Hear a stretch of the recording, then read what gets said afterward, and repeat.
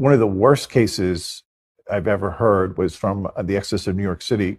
There was a woman, a young girl at Juilliard, a violinist, and she was about to graduate. She was brilliantly talented, but all of her friends were getting job offers and she had none.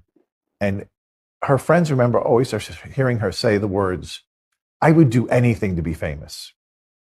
Well, guess who's listening? And it wasn't long after that that she went to bed one night, had a dream, and she said in the dream was the most beautiful man she'd ever seen, naked, another sign, calling card of the devil. And he said, "Do you really want fame and power?" And she said, "I do." And he produced a contract, and he took his finger and slashed her finger and had her sign it in her blood. And then he touched the contract and it burst into flames and the ashes fell on the floor. So pretty easy to understand what happened, right? But what's worse is her finger was cut and the ashes were next to the bed. So within a couple of weeks, she signs this multinational tour, makes a ton of money, becomes very popular and famous on this circuit. And within a few years, she gets involved with drugs, goes to needles, gets HIV. Now she's dying in a New York hospital. And this whole thing comes back to how this started.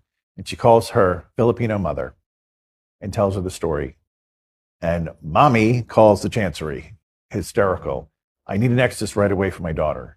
So Jim is the exorcist. He shows up and they tell him the whole story from the dream forward. And he says, "Okay, well, that's not good. You signed a blood covenant with the devil. So I'm going to need you to break that with the blood covenant. So you're going to write out the whole creed and then you're going to sign it in your blood."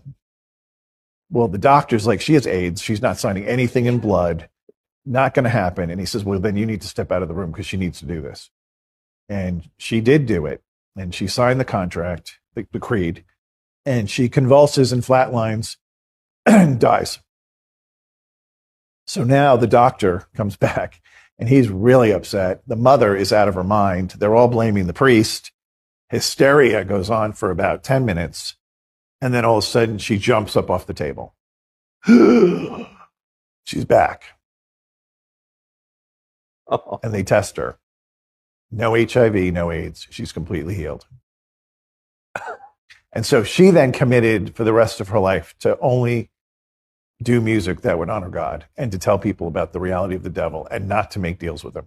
Someone asked me, "Do you think your religion is better than all the others?" And I said, "Yes."